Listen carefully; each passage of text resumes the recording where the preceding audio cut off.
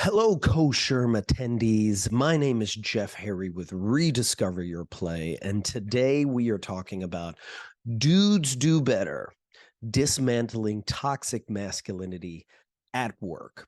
I just did this presentation at the COSHRM conference in Keystone, Colorado. Definitely recommend that place, by the way. Beautiful. Um, and I hope you get as much out of it as the attendees there. So I'm coming from a positive psychology and play background, so I'm going to be asking a lot of interactive questions. So at some point, if you want to answer some of those questions, go ahead and pause the recording so you can answer them and then jump back in, because the more that you actually engage throughout this and be fully present, the more you're going to actually get out of this experience. And feel free also to do this with your colleagues, as this also really works when you're doing it within community in order to maximize the most out of this workshop. So let's get started. Let me share my screen here. All right. Okay. All right. So we're talking about Dudes Do Better, dismantling toxic masculinity at work. So what I want you to take a moment, first off, is I want you to visualize that toxic person at work. Think of how you feel when you think of this toxic person. Do you get something in your stomach? Do you like get a little frustrated? What do you actually think of when you also think of this toxic person? Misogynistic, cocky, a bully, constantly trying to be right, constantly berating people. Visualize what is it like to be around this person, right? And as you get this, I want you to recognize how you're actually feeling. What is actually happening when you think of this person, when they actually occupy your mind, right? Because we're going to be exploring what actually impact this has from a psychological standpoint. So visualize that person, take it all in. Okay, now that you have this feeling about it, go ahead and shake that off. Shake it off. You know what that feeling's like. Oh, I don't like that feeling. What a gross, weird feeling. All right. Now I want you to take a moment and I want you to visualize that coworker that you admire, the person that you actually look forward to seeing in the office, the person you actually look forward to seeing on Zoom or Microsoft meetings. What is it about that person? Do you feel supported? Do you feel seen? Do you feel heard? Do you feel just appreciative that they actually exist? Are they a big reason why you even go to work, right? And as you're thinking about that, I want you to check in again with your feelings of like, how do you feel thinking about that? Oh, I feel warm. I feel connected. I feel valued, right? And just compare and contrast those two feelings, because this really does directly affect our work, both from a psychological standpoint as well as a physical standpoint. And we're going to get into how and why that actually matters. So let's dive into what are we covering today. So today we are going to be covering reflecting on how we got here, how in the world did we get here, right? Then we're going to be exploring how much is toxic masculine leadership actually costing us. Then we're going to dive into what is effective leadership? What does effective leadership even look like going forward in the future? And then we're going to provide solutions for every level of the workforce, whether you're at entry level, mid management, C-suite level, or in HR, as many of you are. And then finally, we're going to dive into identifying the actions that can be implemented immediately, because I don't want to run this workshop if we're just going to talk about it and then not do anything about it. Now, also from a logistical standpoint, if you notice down below, I have rediscoveryourplay.com/COSHRM. That's where you're going to be able to access all the slides and a majority of the studies that I actually mentioned throughout this presentation. Also, there is a worksheet there as well that you can walk through on how to address a toxic person directly. So feel free to download that worksheet as well. So, who needs the change? Let's start there. So, for many women that have been in the workforce, you have been dealing with this work since you began, since the inception of work, maybe even before that. But I think who needs the change is a lot of us men. That is part of the reason why I am actually doing this workshop, because I did not see enough male allies stepping into this. And if we want to change, a lot of us men have to clean up our own mess. I recognize that, but we're going to need your help to do it. There are a lot of male allies that also don't benefit from toxic masculine leadership. They just don't. Nobody benefits from this except for the person that is being toxic. And I want to be careful as a man to not mansplain here or explain things or say things that you might already know. So if I say that, I apologize in advance. But I recognize that we, you know, are a huge part of the problem, that we've contributed to the problem, whether directly or indirectly. We've protected certain toxic masculine leaders, and that absolutely needs to change. Having said that, I also want to point out the fact that male allies exist. And I think for a lot of women or a lot of people that identify as non binary, they might not believe that all men are in cahoots when it comes to this. And it's just not. There are a lot of male allies that want to step up but don't know how to.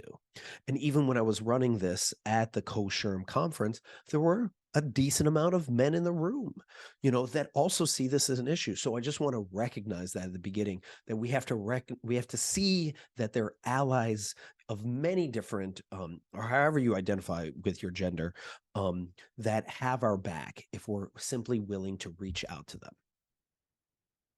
So right now, work sucks. Work feels like this, right?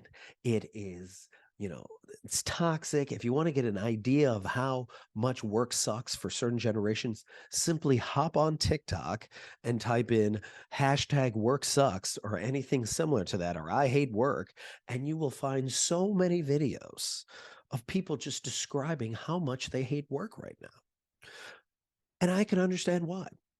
And we'll get into why in a moment. But I think what we realize is we're not trying to go for like the perfect, everyone gets along all the time, but we are trying to create a psychologically safe workspace, a place where you can show up more as yourself, not as your fully authentic self in that cliche way, but at least you can show up and share.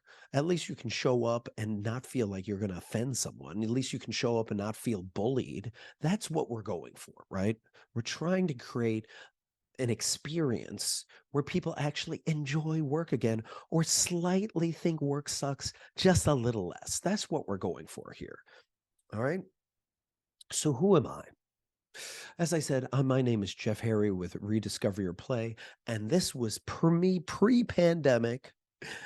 And as you can see now, this is me post-pandemic. A lot has changed during that tough, 2.5, 3 years. And when I was a kid, I saw the movie Big with Tom Hanks. Did you see the movie Big? I saw the movie Big with Tom Hanks, and I loved it. I love that movie. But the thing I loved most about that movie was that he got to play with toys for a living. And I was like, you can do that as a job? Oh my gosh. So I started writing toy companies in third grade on my word processor and sending them letters one every month, maybe sometimes twice a month, trying to get into the toy industry. And 15 years later, I got into the industry. And let me know if you've ever felt this. Have you ever gotten your dream job? You've gotten something that you've always wanted and then been so disappointed when you arrived? I mean, it was such a toxic work environment. No toys, no fun, no high fives, no kids, no play, like just cubicle walls for days, right? And I was like, this is supposed to be my dream job. What happened? And it was because it was very toxic. There was a lot of bullying, there was a lot of backstabbing, there was a lot of pettiness, a lot of gossip.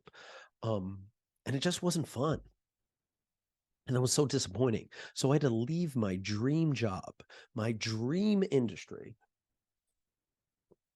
And I left New York, flew to the San Francisco Bay Area, found a job on Craigslist, paying $150 a week, teaching kids engineering through Lego.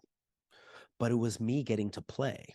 And what happened is we built the largest Lego-inspired STEM organization in the US. And we did it all by playing. We took it from 7 people to 400 people. We taught 100,000 kids a year at one point. We were teaching 1 million kids with the span of 10 years. But we did it all by playing. No business plan. We picked people we thought were fun. We picked, we prioritized our relationships over profits. We focused on inspiring our staff rather than commanding them. And we avoided as best as we could hiring toxic people. We didn't always do the best at that, but we did it as much as we could. And we realized this actually worked. And then we got the attention of Silicon Valley, and I eventually started running team building events for the next decade for like Facebook, Google, Adobe, all these, top companies in the world.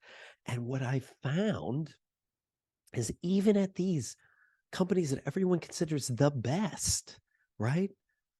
So much toxicity. So much toxic masculine leadership. So I created Rediscover Your Play to tackle issues like toxic masculinity, like toxicity in the workplace, like tackling difficult conversations and addressing your inner critic. Because I feel like if we're not having these hard conversations, we're not going to address the bigger issues, because right now we're tiptoeing around these issues instead of really tackling them head on. So the question that then I have for you is, what words describe toxic masculinity to you? What are the words that come up for you? Old boys club, misogyny, bullying, what is it? Toxicity, right? Backstabbing. What are the words that actually come up for you when you think of toxic masculinity? Now, one word that I actually want to address, or term I want to address, it's not anti-men. I think a lot of times when we talk about toxic masculinity, we think we're talking about it being like against men. Now, I identify as a man, and I'm not anti-men. And what I'm specifically talking about today is I'm talking about toxic masculine leadership and the traits of toxic masculine leadership, because anyone can exhibit toxic masculine leadership, whether you're a man, whether you're a woman, whether you identify as non-binary, anybody can take this on. So let me be clear about what is happening. There's been propaganda for so long telling us that toxic masculine leadership works. You have shows that praise the WeWork guy, or Billions, or Dropout with, Elizabeth, or, Uber, or the Wolf of Wall Street. For the longest period of time, many narcissists and toxic masculine leaders have been selling this lie that this is the best way to lead, that the Jeff Bezos, Elon Musk, Mark Zuckerbergs of the world actually are the most effective types of leaders. And the data just does not communicate that. So we have to recognize we are fighting against propaganda that is really trying to sell us this myth, really trying to sell us this lie that the bigger bully you are, the more work you actually get done. So let me be clear about what I mean by toxic masculinity. Let me define it. I define toxic masculinity as any narrow and repressive description of manhood, designating being a man as defined by dominance, aggression, individualism, and lack of emotion. And what I'm really going for here, really want you to focus on, is the dominance, aggression, and individualism, because those show up a lot in the workplace, right? What are the traits of toxic masculine leadership? Bullying, avoiding losing at all costs, restraining one's emotions, during conflict, being like, I'm strong, showing aggression, right? And then constantly trying to show dominance, masking the fact that you're feeling very insecure. And then on top of that, I pick this picture because it's also sexy. Ooh, look at this. I get things done by bullying people. Like, this is also what is sold to us, that it's awesome in this way. And it's very similar to like Mad Men, where like this is the only way in which you get work done. You get work done this way. And that's just not true. And what I truly believe is that toxic masculine leadership drove the Great Resignation, literally drove it. As I talked earlier about dominance and aggression, right? Because when we look back at how we got here, right? Do you remember back in May of 2020 when, certain companies were forcing their staff back into factories and people were dying directly on the job, whether that was for Tesla or was that a lot of meat packing plants like Tyson Foods, and it was so bad that at times some people just started walking off the job, like with John Deere.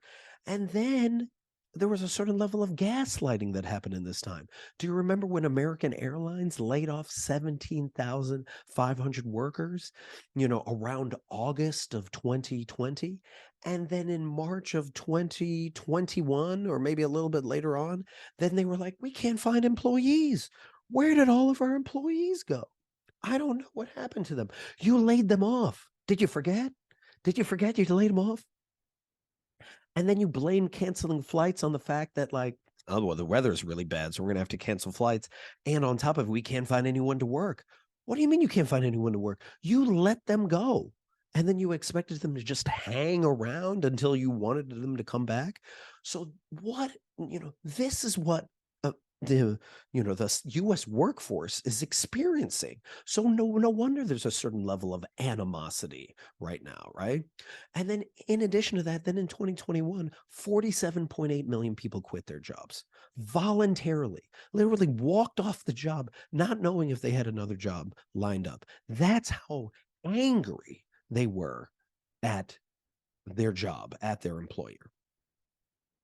And then that pattern continued into 2022 because you had March 4.5 million people quit, in May 4.2 million people quit. I mean, so there really is a labor revolt that is happening, as some people describe it as a great resignation. I describe it as a labor revolt because people are that angry about how they've been mistreated. And then if nothing else, the thing that was most frustrating is all that PPP money that was supposed to go to employees. 75% of that went back to business owners, shareholders, creditors, and suppliers, and only 25% went back to employees. So no wonder people are so angry. No wonder there's such animosity. No wonder so many people are communicating that work sucks and you have a quiet quitting movement or an anti, work movement, is because this is how people felt. They felt exploited, they felt used, they felt devalued. And that's where we stand right now. So how do we address this and how do we get out of this? So now let's talk about specifically for you. Let's explore what actually triggers you and the impact that happens when you experience toxic masculine leadership. So here are two questions I'm going to ask you, and feel free to pause and take some time to write down the answers to these questions. And if you're doing this or watching this with a group of people, then answer it together. So the first question is, what triggers you about the toxic person at work? What is it? Is it when they cut you off at a meeting? Is it simply their presence? Is it when they dismiss your ideas? What actually happens that triggers you? Because we want to identify the boundaries around how this person actually affects you. And then second, how does the presence of this toxic person affect your work? Do you find yourself being less engaged, less productive, less likely to show up to a meeting, less likely to show up at the office? So those are the two questions that I want you to explore. What triggers you about a toxic person at work, and how does that presence of this toxic person affect your work? And if you currently are not dealing with toxicity in the workplace, congratulations, but then think of a previous experience for this exercise. So go ahead, if you need to, go ahead and pause this after you've asked these two questions. All right.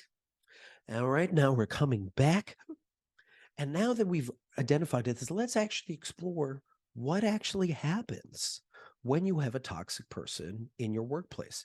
So there was a study that was done not too long ago by University of Berkeley. I reference it at rediscoveryourplay.com/COSHRM.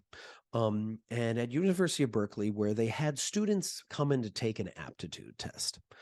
And when they came in to take the aptitude test, the control group, they walked into a room and there was a sign that was like, the test is not in the room, it's in the room down the hall. They went, they took the test. The second group, when they walked into the room, that room happened to be a professor's office.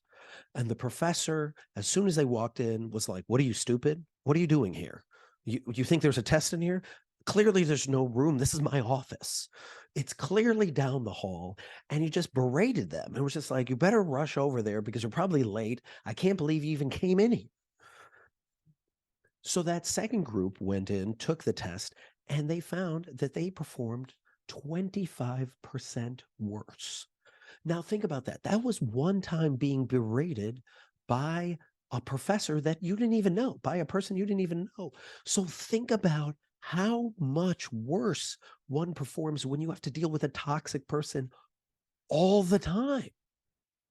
How stupid are you becoming being around this person?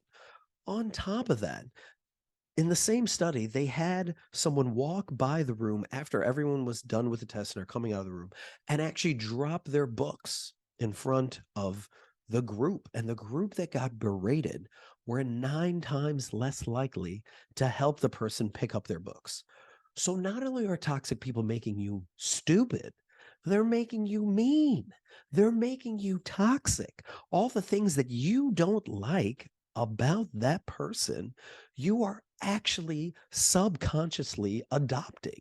This is what is happening in our workforce right now and why work sucks so much. So we have to recognize this is a huge issue. And this is actually directly affecting our productivity. So let's actually talk about what actually is happening when that happens. So there's an assumption that toxic masculine leadership produces higher profits. None of that actually communicates when the data does not lie.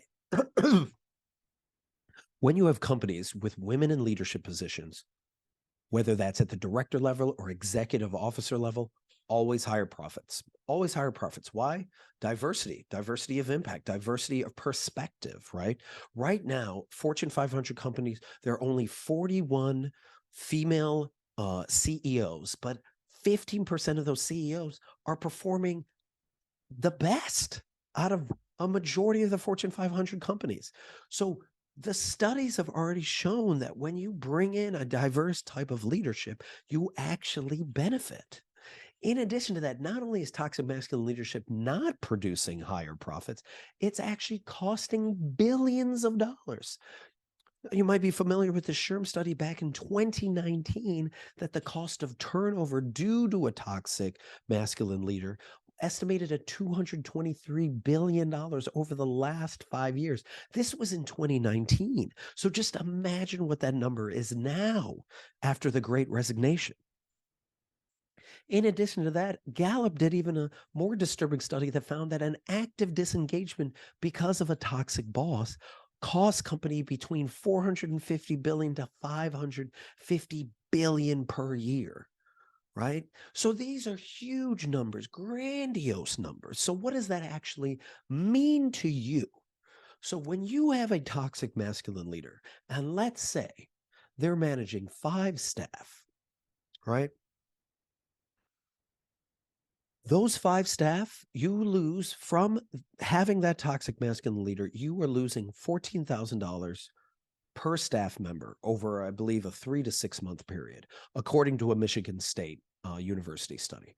$14,000 per staffer. So if that's 5 staffers, you're losing about $70,000 just in lost revenue due to less engagement, less productivity.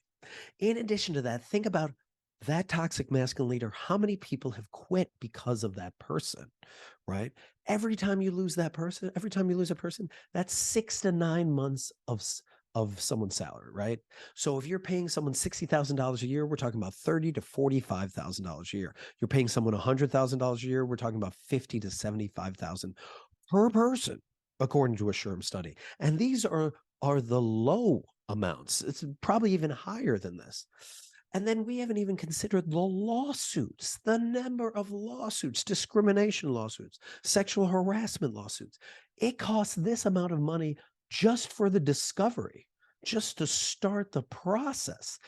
We're not even talking about the settlements from this. So we have to recognize this is real money.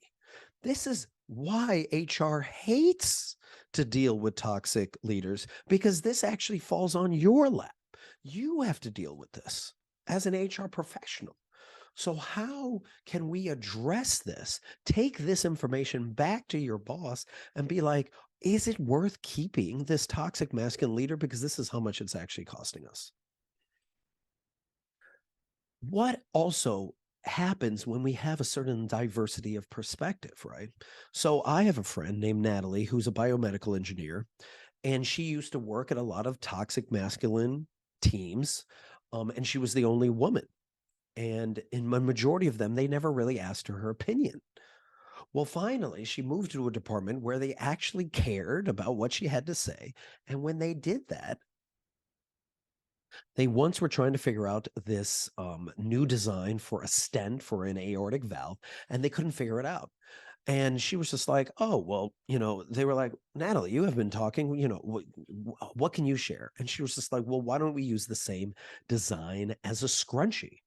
And they were like, well, what's a scrunchie? These dudes didn't know what a scrunchie was. So she pulled one out of her bag, put it in her hair, passed it around, and they ended up using this design, or inspired this design, that turned into a multi-million-dollar patent. Diversity of perspective, right? This is what we're looking for. We're not just like trying to check off certain boxes of people, but it's just like this difference of opinion, right? We need to have that into cultivating like an actual significant, strong workforce. And when you have an old boys club, you destroy that diversity of perspective, because then people don't want to share. So a good exercise that Ed and I try to explore with people as we're exploring what does effective leadership look like is I ask them this question: what traits does your team currently have? Are you focused more on profitability? Are you focused more on logic and reasoning? Do you care more about competition, creating internal competition? How are you managing your staff through a commanding and control process? What are you doing right now, right? And then once I ask, what traits does your team currently have? So looking at all those and then jotting them down, that I would ask you, what traits are missing from your team right now? Are you missing a certain level of understanding of longevity and sustainability? Are you allowing your staff to follow their intuition? Are you giving them the opportunity to collaborate? Are you trying to cultivate a certain level of emotional intelligence? How are you showing up, and how you motivate your staff? Are you inspiring and coaching them rather than commanding and controlling them? And once you identify all of this, right, and jot those down, then you do the big reveal that finds that we have both healthy masculine leadership qualities and we have divine feminine leadership qualities. And we need both. And right now we've skewed so far towards the masculine side that it's become toxic. And I understand some organizations suffer from toxic femininity, but a majority of them are suffering from toxic masculinity, right? Toxic masculine leadership that doesn't value emotional intelligence, that doesn't value following your intuition, that doesn't value focusing on the whole rather than focusing on the parts in the individual. And the more we can find balance in that and recognize both are important and cultivate both, that is the future of leadership that we are looking for in order to be successful. So then now let's identify primary motivations and drivers of an organization, right? So I had a toxic masculine leader that I was actually in charge of, but he was really good friends with the boss, So I didn't feel like I could do anything. But then I was like, okay, well, let me think about this from a strategic standpoint, right? So I finally approached our boss and I was like, listen, we need to have a talk, and we need to have a talk about this toxic person because it's actually affecting the work. And instead of me coming from a place of venting and just being like, this person's a problem, I can't stand this person, I actually strategically asked these specific questions, right? So I approached our boss from a strategic way, and I asked him these questions. What are the main goals of our organization? Our main goal is to make money. This person is actually losing money. We're hemorrhaging money because we have this type of leader. Then I was like, what are the values of this organization? Well, our values are curiosity, creating psychological safety, and creating a fun place of work. This person represents none of these. If anything, they're creating an unsafe place to work, which is dangerous for the rest of our organization. And then I identified what are the primary motivations of that decision maker. Well, I knew that he wanted more press. I knew he wanted more market share. I knew he wanted a bigger bonus. And I was like, all of those things cannot be achieved as long as this person exists, as long as this person has the position that they have, because it's directly affecting them. And then this is really hard to do, but then I tried to identify what are the primary motivations of that toxic staffer. Why do they do what they do? Do they actually think this works? Do they actually think this method works? Asking them and finding out if why they have adopted this style of leadership that is really berating and really bullying, and why do they do what they do? So when you approach it from this standpoint, this is how you can actually start to pick away at some of the myths that this person is the brilliant jerk and they bring in a ton of money, right? Well, okay, well, Chad brings in $500,000 a year. That's why we keep him. Well, guess what? Chad also got 5 of our staff to quit. And all of them bring in about $150,000 each. So we're actually losing money having Chad. So when we approach it from that standpoint and from this strategic standpoint of asking these questions, then you can actually have more of an impact and make more of an inroads. So what ended up happening is our boss was like, well, all right, after 3 hours of having this conversation, he was like, well, do whatever you got to do. And within the next 2 days, we were able to lay this person off. We let that person go. We fired that person. And within 3 months, 3 other toxic people at the company left because they realized they couldn't act that way anymore. So it works. It can potentially work. Now, having said that, I've also had staff that took them 5 years to go to therapy. So we have to recognize this takes time, but there is possibility. There is hope, if we're willing to take certain actions. So now let's actually get into solutions, specific solutions that you can apply in your workforce. And I'm taking this from my Dealing with A-Holes workshop. So if that word a-hole offends you, I apologize. And what we're going to do is we're going to first break down solutions from least impactful but easiest to implement to most impactful, hardest to implement. So let's first start with reframing and redirecting. So let's say you have a toxic staffer, named Chad. We're going to use Chad as the example. And if there's a Chad watching this, I apologize in advance, but I'm sorry, but we're going to use that example. So Chad typically is very toxic in meetings. He takes up 80% of the meetings, and it's just not very helpful. So what you could do is you could go up to Chad and be like, hey, Chad, let me save you a meeting. We run these meetings all the time. Why don't I save you this meeting? We're doing a brainstorming right now. I'll gather all the ideas and then I'll come to you afterwards, and then you can poke holes in that. Or Chad, why don't you come in for the last part of the meeting and then we can share ideas, and at that point you can do it. So that's redirecting and reframing. Not always the most impactful, but at least it channels them somewhere else so that they are not directly impacting everybody. All right. But then now we can actually get more into what could be more impactful. So you can actually challenge the a-hole directly, and you could do this right at a meeting. So you notice that Chad takes up 80% of the meeting, and you go, look, all right, Sophie, Samantha, Rick, when Chad cuts you off, I'm going to step in and be like, whoa, whoa, whoa, we need to hear from Sophie. She's the project lead on this. And then actually, I think we really actually need to hear also from Samantha, because I think she has a really good point, And when we start to do that and we start to occupy that meeting back up, and set the boundaries so that Chad's not talking all the time, this is another way in which we can start to take back the meeting. And if you have a facilitator that is running the meeting, they can actually establish certain ground rules so that Chad doesn't take up the meeting, right? So this is a battlefield you can actually work on. Now, this might take 3 to 6 months of you speaking over this person, right? But if you're getting multiple other people that are speaking up, then you don't come off as the bad guy, right? You are simply speaking up more, and it's causing more engagement from everybody. Now, also what you could do is you could sit down with Chad afterwards. And if you don't feel comfortable doing it by yourself, do it with Sophie and Samantha and Rick, your colleagues, and you sit down with them afterwards and you go, okay. So Chad, we're running this meeting. What is the goal of the meeting? Oh, is it to get the most ideas? Okay. Because right now, based off of how you're acting, based off of your behavior, this is the impact that's having. So you're not attacking their ego, right? You're not attacking who they are, their character, but you're simply addressing their behavior and the impact that it's having. So, Chad, when you cut Sophie off and you cut me off, we don't want to share. Is that your goal? Because maybe that's not their goal. They don't know. Maybe they don't realize that. So let's give them the benefit of the doubt and let's ask them that. Now they might just be like, whatever, I'm going to do whatever I want because I'm Chad and I'm amazing.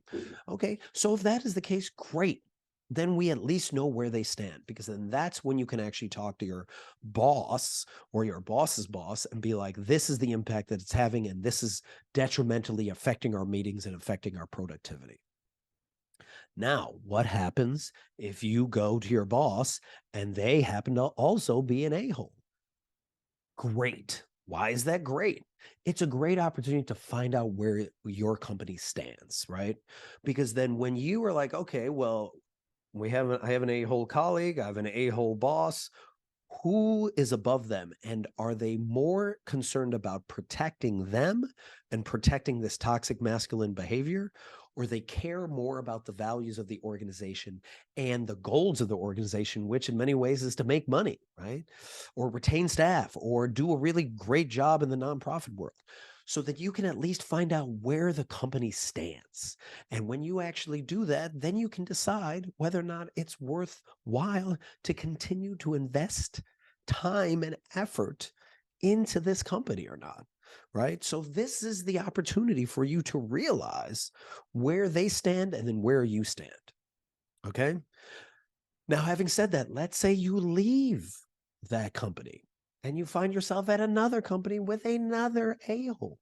Then you're like, my, they just jump up everywhere. And the reason why that pops up again and again is because this is the final one, you have to deal with your inner a-hole. You're going to have to deal with your inner Chad, because there's a reason why that toxic masculine person or leader is affecting you, is because a part of you actually believes what they're saying. Oh, part of you actually believes they're smarter than you. A part of it actually believes that they're more qualified to be in that position than you are. And then when you think about it, you're like, what are you talking about? When you're actually able to do the internal work and recognize your value and how awesome you are as a worker, then you realize, like, wait a minute, I should be Chad's boss. I actually know much more than Chad. I actually understand this project better than he can. So why is he talking so much at the meeting and I'm not? And when you finally identify that and you finally like get rooted in who you are, the next time Chad is so mean to you, you can call him out right at the meeting. And you're like, Chad, don't ever speak to me in that way. I will not tolerate that type of behavior anymore. And once that happens, you're like, oh my gosh, Samantha just stood up to Chad. And then Sophie's like, wait a minute, I'm going to stand up to Chad. And then me, Jeff, I'm going to be like, well, I'm going to stand up to Chad too. And then when we all start setting boundaries on Chad, as I've said many times, toxic masculine leadership thrives in silence. Toxicity thrives in silence. But when you confront it directly, oh, all of a sudden Chad can't act like a child. He can't run amok. And then he has a choice. He either changes his behavior or he leaves. And that is what we're trying to cultivate there. That is the impact that we can have. Now, having said that, how do we do this? We do this through practice. So we have to practice. I believe it was Reggie, I think it was Reggie Rivers that was speaking at the COSHRM conference, and I approached him afterwards and I was like, you practice all week for a 3-hour game, all week, every single scenario. What would you say about the fact that, like, at work right now, we never get to practice? We never get to practice having difficult conversations. We never get to practice how to confront someone at a meeting or individually one-on-one. And all of this, we need to be able to embody this. So if you're going to have a hard conversation with Chad or a hard conversation with your boss, I recommend you practice this with your colleagues. I recommend you practice this with your friends. Do many different scenarios so you can embody it and feel what it's going to be like, so that you aren't surprised when, something doesn't go your way, because you've gotten so many reps in beforehand. We have to cultivate this level of practice of having hard conversations in order to confront this toxic masculine leadership directly. It is crucial to how we get our work done. So now let's actually talk about power and addressing it regardless of what level you are currently at, right? Because I think a lot of times we don't believe we have a certain level of agency. I'm in an entry-level position. I can't do much. I'm in HR. My hands are tied. But I think in each aspect, you know that you could have a certain level of agency and a certain level of power regardless of your position. So let's get into actually where that actually can happen. So if you're at the entry level position, recognize that what you can do to start off is find your allies and employees who have similar issues. Remember when I asked you the question about triggers and impact? Start sharing your stories with one another, right? And as you share those stories, start to document this. HR, you know this more than anything. It's important to document situations. And the more you're gathering other people's stories and documenting this, you start to build that a-hole journal. I knew this organization where many people had their own a-hole journal for this specific staffer. And by the time, around, I think, the end of the year, there were so many books, a-hole journals of this person that, they couldn't ignore it and they had to let that person go. And then also recognize, even at the entry level position, they don't want to lose you. They don't want to replace you. They have trouble already trying to find staff. So leverage that right now and recognize you have a certain amount of power. For mid-level management, I think what we need to be asking ourselves, why did people leave? Let's go back to those exit interviews. What actually happened? And start asking your employees, did we gain your trust or did we lose your trust over the last 2 years? What actually happened? What mistakes were made? And who directly impacted those mistakes, right? And identifying who is that toxic person. And then recognize, even if your department is toxic or you think the company's toxic, your team doesn't have to be. Recognize your circle of influence. And if you're applying those divine feminine and healthy masculine ways of leadership and they're working and you're retaining employees, they're more productive, you're making more money, people are going to turn to your department or your team and be like, what are you doing? What is it that you're doing that we're not doing? And you can kind of lay that out. And then all of a sudden they're like, oh, why are we supporting this type of toxic masculine leadership when clearly what you're doing is more effective, right? So that's the power you have at the mid-level management position. Now, for executives in C-suite, and frankly, this is a question everyone should be asking themselves, what is the worst behavior you are currently tolerating? Why are you tolerating that behavior? Because that behavior is setting the tone. That behavior is setting the culture. Nobody else is doing this behavior but this one person. But when they do that, that gives permission for everyone else. And another question you could ask on the flip side is, what is the best behavior that you are currently recognizing? Are you recognizing the staff that actually represent the values of your organization? So that is a question you have to be asking yourself. And you also have to be asking, what metrics are we measuring right now? Are we still focused just on quarterly profit results? Or do we care about the sustainability of the organization? Do we care about figuring out how we can keep people for the next 5 years, let alone, 1 year, right? And then finally, we have to be funding, we have to be putting money into our employee resource groups. These sometimes are the only groups where people feel seen, heard, appreciated, and valued. And when you're actually putting money towards an ERG that's developing more women leaders, or you're putting money towards DEI initiatives with certain ERG groups, all of a sudden they're like, oh, you care. You care about me. I'm more likely to stay if you're actually putting more money towards those employee resource groups and those committees, and as well as cultivating or creating those groups. And then finally, from an HR standpoint, let's change the perception of HR. Right now, they don't believe you have their back. And if you show up as allies and you're like, listen, we got to address this directly. This is not healthy. We know it's been toxic, but we have your back on this. Let's lay out what we need to do in order to either set boundaries around this toxic person or eventually get this person fired, right? That is huge. And then let's call out the hypocrisy of our leaders and call in the organization's values. Do we believe in our values? Do we actually want to back them? Because right now, as long as we support Chad acting and running amok, we're being hypocritical. And then lastly, we need to understand the perspective of who's coming into the workforce. You need to understand where Gen Z stands. Heck, you need to understand where millennials and Gen Xers and boomers stand, right? So do some research. Go on TikTok and actually look up how people feel about work right now. Don't just read what CNBC and all these, media heads are saying, but get it directly from the source of how people feel about work. Because if we really feel like we need to understand where they're coming from, because right now there's a huge gap in understanding between where employers think workers stand and where workers actually stand.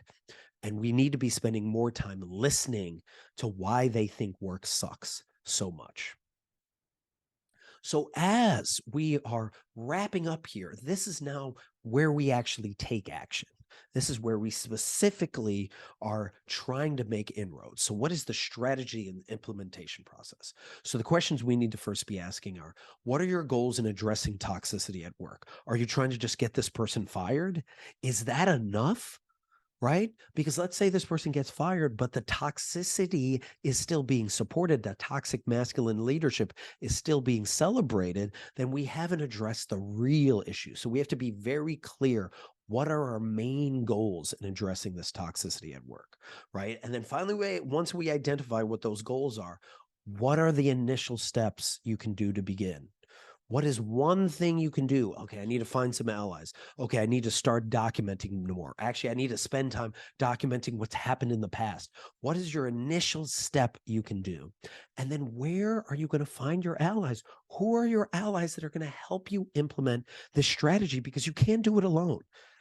Whenever we try to do it alone, this is where we feel isolated. This is where a lot of fear comes up and we feel gaslit. And the more we are sharing stories and connecting with one another, realizing that, oh, you experienced that with your leader, I experienced that as well, the more we can build up allies so that we can actually address this as a community, so that we can address this as we and over me, right?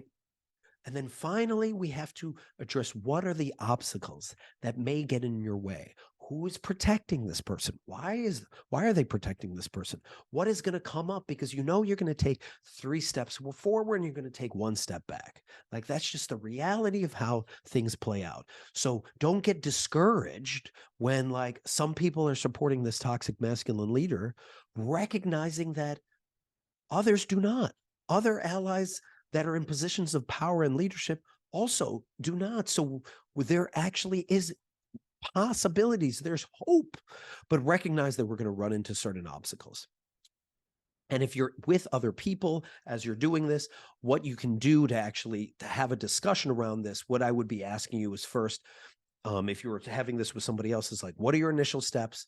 And then who are your allies to support you in this? So as we wrap up here, I think what we really need to understand, something I emphasize at every single HR conference that I run this workshop at, is that we truly are at a crossroads. We are truly at a pivotal moment for the future of work, where we get to decide where we want to go. Are we going back to the pre-pandemic antiquated leadership of toxic masculine leaders that are built off of individualism, competition, control, and ego? Or are we finally willing to embrace a healthy masculine, divine feminine type of leadership that's built off of shared humanity, compassion, empathy, understanding, collaboration, intuition, and inspiration? Every time you make a decision, each day, you are deciding the future of work. You are having an impact on where we are going to go, right? And you have to recognize that there's going to be a lot of propaganda that is going to be communicating that we need to go back to the pre-pandemic way of leading, of bullying and toxic masculine leadership, because that's what gets stuff done.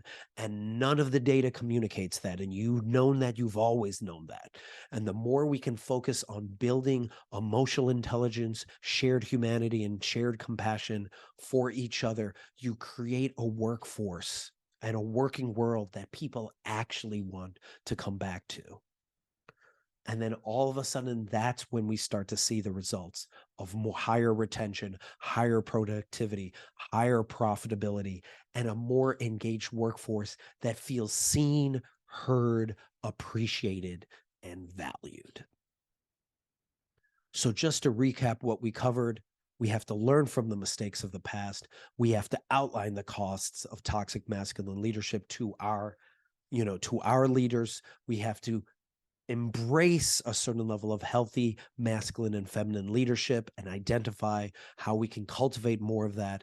We have to recognize what solutions work for our team, and we have to take action, because nothing happens if we stay silent. Because remember, toxicity thrives in silence. The more we're willing to speak up, the more inroads we can have, so that we can finally dismantle toxic masculinity together.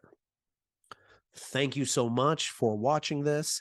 This is a QR code that actually takes you to rediscoveryourplay.com/COSHRM, where you can access the slides, a lot of the studies that I mentioned, as well as a worksheet that walks you through this process. And also you can see here the SHRM code as well as the HRCI code are right here for you to jot down so that you get credit for this. Thank you again. If you have any questions or you are trying to figure out how to deal with toxicity at your work, feel free to reach out to me at jeff@rediscoveryourplay.com, or simply fill out the form at rediscoveryourplay.com/COSHRM. Thank you so much for your time, and I wish you luck in this process. Take care.